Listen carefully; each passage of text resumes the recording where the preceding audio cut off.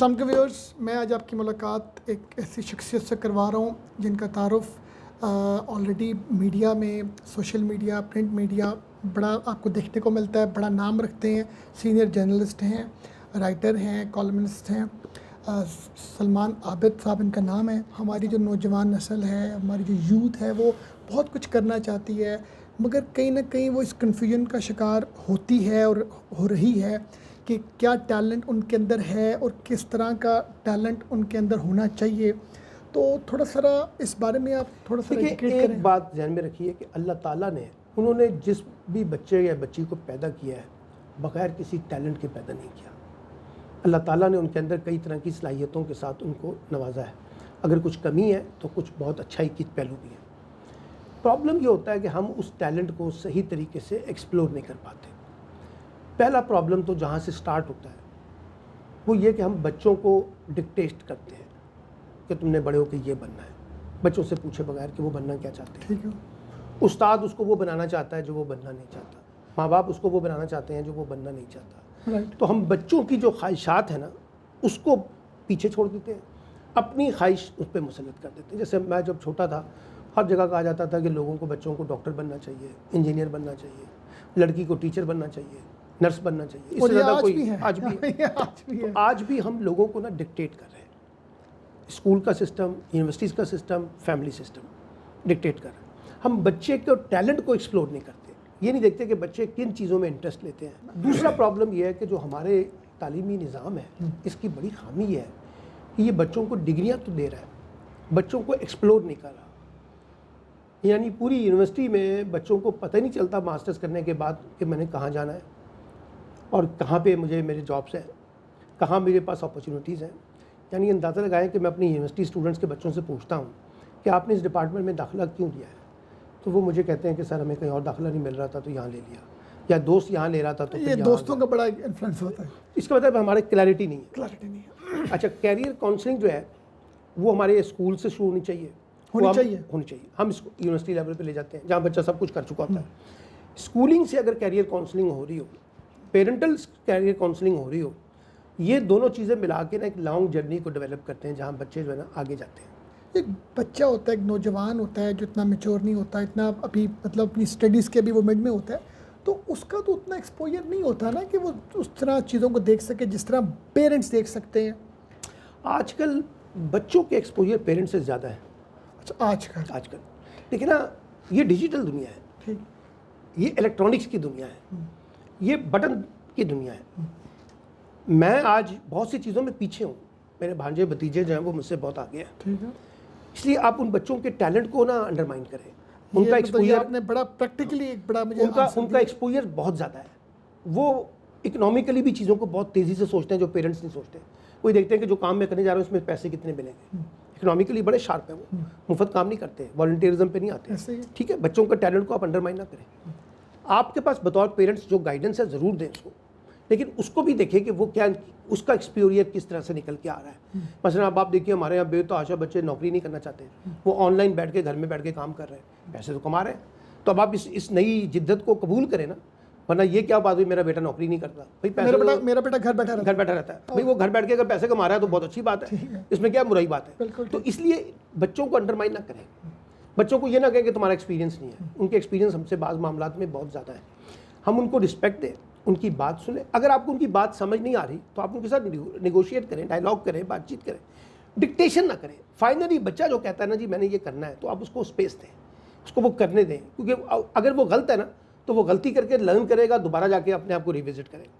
لیکن اگر وہ آپ کی ڈکٹیشن پہ چلے گا تو کل کو کہے گا آپ نے کہا تھا نا، آپ نے یہ بنایا تھا، میں تو کہہ رہا تھا وہ بننا ہے۔ بچوں کو پوری اپرچونیٹیز دیں، بچے اپنے آپ کو ایکسپلور کریں۔ جو نوجوان اپنے آپ کو ایکسپلور کرے گا وہ آگے جائے گا۔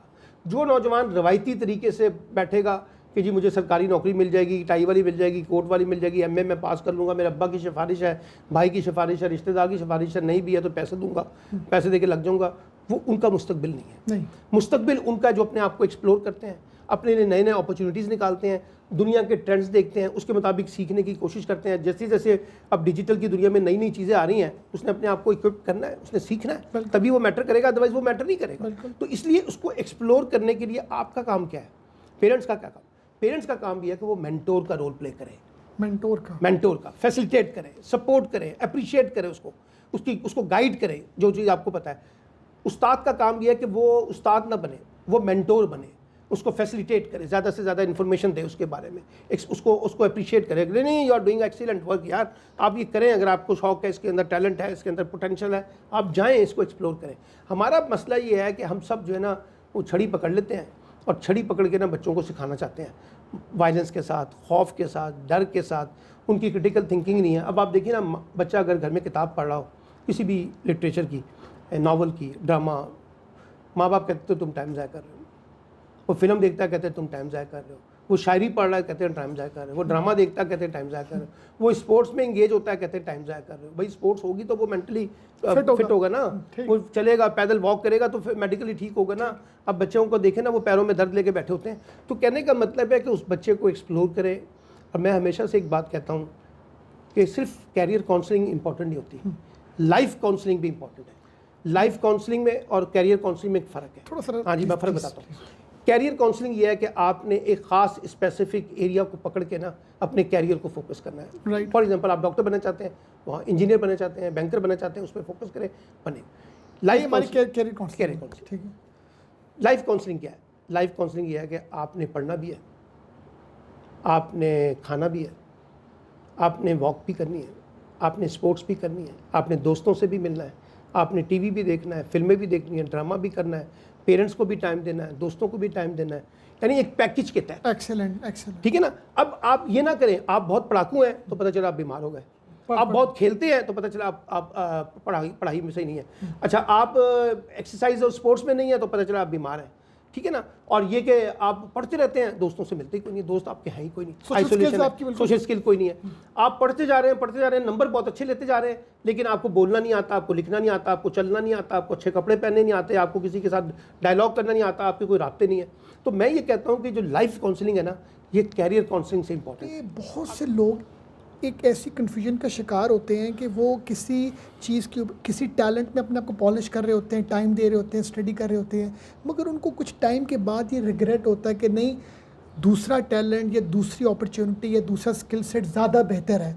اب وہ ایک ایسی اسٹیج میں ہوتے ہیں کہ پرانے والے کو چھوڑ نہیں سکتے اور نئے والے کے اڈاپٹ نہیں کر سکتے. تو ان کے لیے کیا؟ دیکھیے, جہاں آپ کو لگتا ہے نا کہ آپ اسٹک ہو گئے ہیں اور آپ کو لگا کہ یہ کیریئر جو ہے نا جس کو میں نے سوچا تھا, پلان کیا تھا, بالکل ٹھیک, یہ مجھے مطلوبہ نتائج نہیں دے رہا, ریوزٹ کریں.